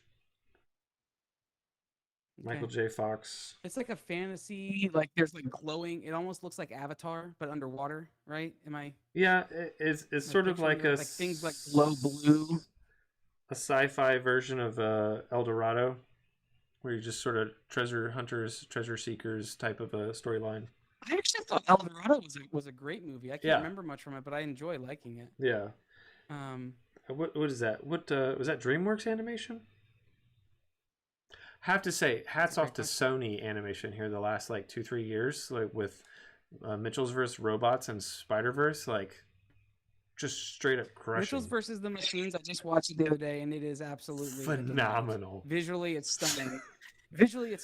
But it's also really, really fun. Yes. And Lauren did a little bit of a review on it on the show a couple weeks ago, and once I watched it, I realized that the main character is 100% Lauren. Like 100%, it is her. That's funny. Yes, Jamie, I've never seen Atlantis. It's just like I said, it hit at a time for me where I wasn't watching. There was a period in my life where I didn't watch Ninja Turtles either. Like there was like maybe a 4 to 5 year period where like I was just like too old for all of that stuff, and I was into just hanging out with girls. Like I think that's what took precedent. And girls don't like cartoons, TV shows, and movies and things like that. Well, I just the phrase Netflix and chill didn't exist yet, so you had to do what you could. So. That's fair. That's fair. Yeah. All right. So I've roughed in that background. It's not 100% where I'd like it, but you sort of get the idea of framing her. So what I'm going to go and do is just add a little bit of depth and try to nail down some of this stuff as we move. So we've got about 15 minutes left. Let's see how you can pull this thing together. all together. And a lot of times what Looking I'll up do when I get Eldorado. to a point where I'm maxing out my layers, I will come out here, duplicate it, and then come back in and again merge some of these things together since I've got sort of what I need.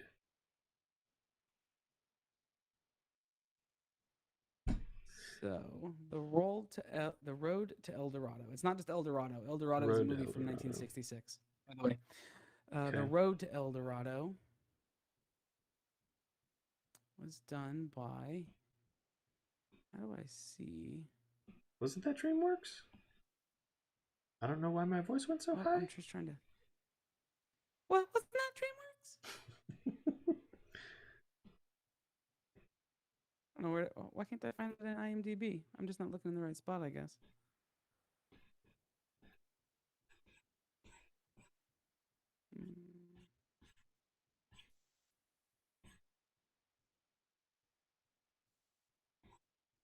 I don't know that it's DreamWorks, man.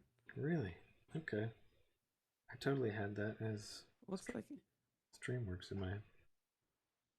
Oh yeah, no, it is DreamWorks. There you go. They just didn't have their logo on it. Okay. DreamWorks. Good call on that. The animation style on that is actually pretty neat. Yeah. They've got some, and they did like Prince of Egypt. Is that the right one? Yes. With Moses and Yes. that's yeah, that's a good movie. Some of the music in that movie is beautiful. yes.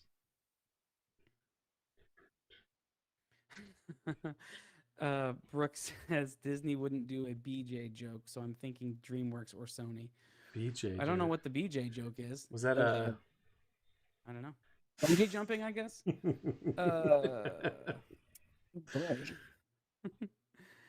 I don't know. I think it's incredible that that you remember specific lines and jokes from this movie from what was it, from 2000? It's 21 years old. That movie is 21 years old. I wonder if did you watch it recently, Brooke? Is that what you did? Like, is this like a weekly watch for you or something? Well, Mr. Gabe Barletta is joining us. Well, hello, sir. Howdy do. Welcome to the stream. That's what I say to people when they join me in the bathroom. Oh man. They've asked me to leave several public bathrooms. Sir, you're creeping out our guests. I apologize. Like you still have to leave. If you messed up on Prince of Egypt, you were sent to work on Shrek as punishment. I can't. Is that a dig on Shrek? I thought Shrek was actually pretty phenomenal when it released. Like, yeah, the animation I think still holds up. I've gone back and watched it, and it's definitely not as impressive as it was at the time, but it's still pretty good. Well, yeah, I mean, like with anything, right? You go back and watch Toy Story now, the first Toy Story versus Toy Story 4, and it's night and day. But like, I remember going back and watching Toy Story when it first came out, and I remember telling the people that I was watching it with, I thought that I was like the king because I could tell, quote unquote, when they swapped out when they swapped them out for real Green Army men. In my mind, I was like, oh, those are real Green Army men now. They swapped them out. They're not animating them anymore because they were that real. And like, I went back later and like thinking about it now, I'm like, no, they didn't do that. It was just really good. But I remember telling people like, oh, here, those are real ones. That's film and that's animation. That's funny. That's funny. I thought I was awesome, but I was an idiot. Well, we can't all be awesome all the time. Well, I like what you're doing with that. So when you're bringing those colors into play now, would you start playing with textures here too? Yeah, typically, I don't know, that dark background, I don't like it. So I probably will go back to, originally in the comp, that green bit was red, and I'm not 100% sure why, but You don't know why you made it green versus red? Yeah. Fill through the alpha lock and then fill. There we go. You sort of lose her hair there, don't you? This is the problem with the coloring part. Is you quickly. It's trial and error. Yeah. If you want to see some phenomenal coloring, check out Rico Renzi on Twitter. He does some fantastic stuff. And he's got the Color Jam Twitter handle and is constantly dropping new pieces. Actually, I think May's piece is another Mike Magnola piece. I know we've talked quite a bit about him this evening. But Twitter or Instagram? Do you want me to drop who is Rico? I think he's more active on Twitter. Okay. But who is Rico is the same on both. So yes. I'm going to drop the Twitter link, but if you want to find him on Instagram, it's the same. It's the same handle. Yeah. There you go. Let's see. We got some stuff over. Zach says Shrek is love. Shrek is life. So like an onion. Gabe is he is going to switch over to that. Gabe only came because he thought you were going to be working exclusively in Microsoft Paint and Canva. Oh yeah. So if you stick the after hours, that's the patron. Are you a patron, Gabe? This stream will end at 9 Central Time. So in the next 10 minutes or so. But then if you want to get the after hours stream, you got to become a patron, and that's all Canva and Microsoft Paint. And not even the new Microsoft Paint that does 3D, like Microsoft Paint for Windows 98. Oh, man. I created some killer drawings back in Microsoft Paint. I remember drawing the Joker and literally going pixel by pixel, like square by square, to create this fully colored drawing of Joker. Like you were making pixel art? Like Minecraft? No. Highly rendered, but square by square. Highly rendered square by square. Yes. Okay. Like zooming in to where every pixel was a single square. I was excited about catching you in a lie. Taking way too much time to make that. No, and now I would kill to do 8-bit style art, and I can't do it well. I've tried to execute 8-bit style before, and it just doesn't work for me. I think I'm going to end up maybe killing that background texture layer and figure out a more mustard yellow. You don't like? So what is it about parfaits that you don't like? That's not for you. That's for Brooke. Brooke said that she found out she does not like parfaits because of Shrek. That donkey lied. So what are you doing now, Doc? What are you pulling in? I'm right now trying to make sure that I don't lose the character with some of the colors, which is hard to do a lot of times. You know what? Like with that vibrant of red, right? Like that Merida red on her head. Ginger's truly the red does disappear pretty quickly. If not in direct sunlight. A lot of that's the transparency of our skin. Yes, I don't mean our whole bodies. I mean the hair. Yeah, we just fade into existence. No, the like red hair, the look of red hair is really only red in direct sunlight, typically. Even artificial light, the red will go away. Like it'll take on more of a blonde hue or a brown hue depending on your surroundings. So if you want her hair to remain, and that's where kind of one of the questions I was asking earlier, when you're coloring her to start with, are you thinking that through and saying, you know what, I'm going to make sure her hair stays vibrant red regardless of what she's in, or are you going to make it more true to form by darkening it? You know what I mean? Yeah, that I haven't quite got that advanced in my thinking. I think I would love to have a conversation with Rico. Maybe we'll see about getting him on here one time and blowing everybody's mind. But yeah, I'd be real curious to see how he goes about it. But Color honestly, theory a lot of owns it me. is trial and error, and for me at least, where And are correct me if I'm wrong. You're not looking for photorealism. You're looking to capture a vibe. Like you're looking to capture a mood, right? yeah, especially with this for sure. Um, some of my other Because stuff I will go a little bit more after realism, but not for this piece.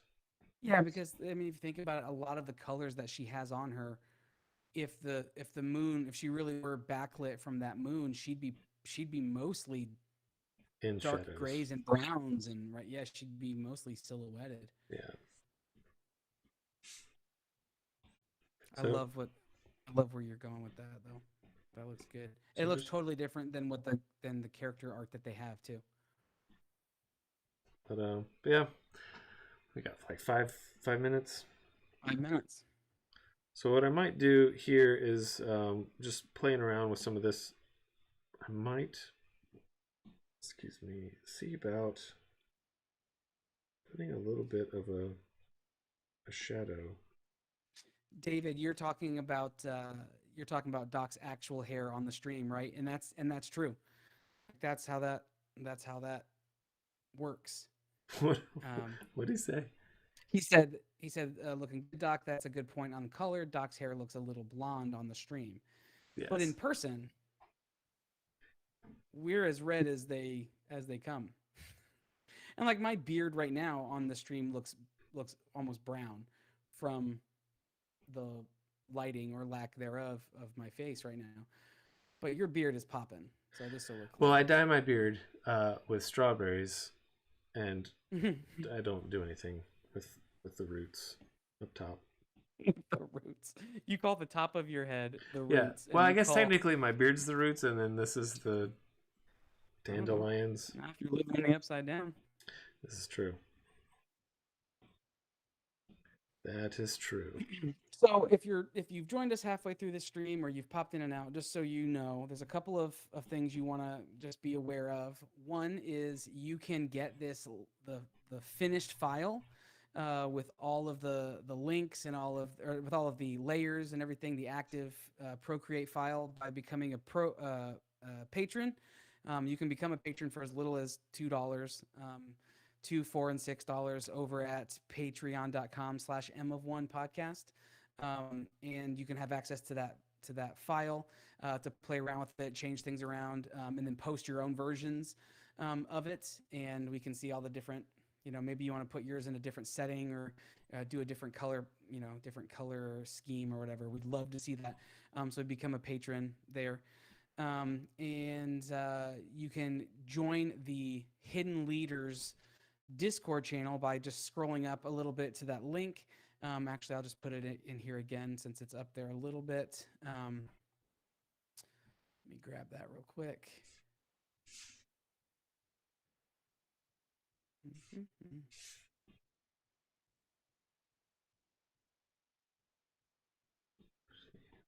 I'll make sure. There we go. And they did say And that they're opening up, um, or it's not orders. What are they calling it? Where you can they're opening up a they're opening up late pledges. That's what late it's called. pledges. Okay, yes. Trying to get this link to paste in, and it's not working for me. But we'll probably put some of these notes into the description here once this posts for replay. So Oh yeah, we can do that. Yes, that's what we'll do. That's a smarter idea than me trying to just find stuff and drop it in here again. See, look at that multitasking. You're doing great, man. It almost looks at that cropping. It almost looks like you have the silhouette of Alfred Hitchcock in the black. Yeah, sometimes 2 hours just doesn't quite give you enough time to get everything you want done. Well, to be fair, we did talk about Don Bluth for about an hour and a half of it. So True. True. but I mean, you did do a good job of staying active while we chatted, so that's good. Yes. Just filling in some final little details. She's yes, she is. Sierra is the member of the X-Men. That's what I thought. This when I is saw her. Mystique's daughter. Yeah.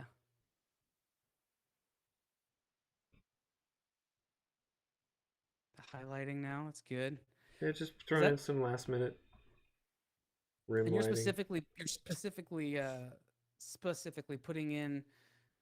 You have like a textured pencil or something that you're using. Yeah, this is the Conte from Max Packs that I like as my texturing. It's not like the line work that I've got here is super crisp, and being able to have that's another shortcut. If you want to isolate a layer, you just click and hold on the layer you want. Everything else will disappear, so you can just focus on that. Perfect. Hold down again and it comes back. But yeah, it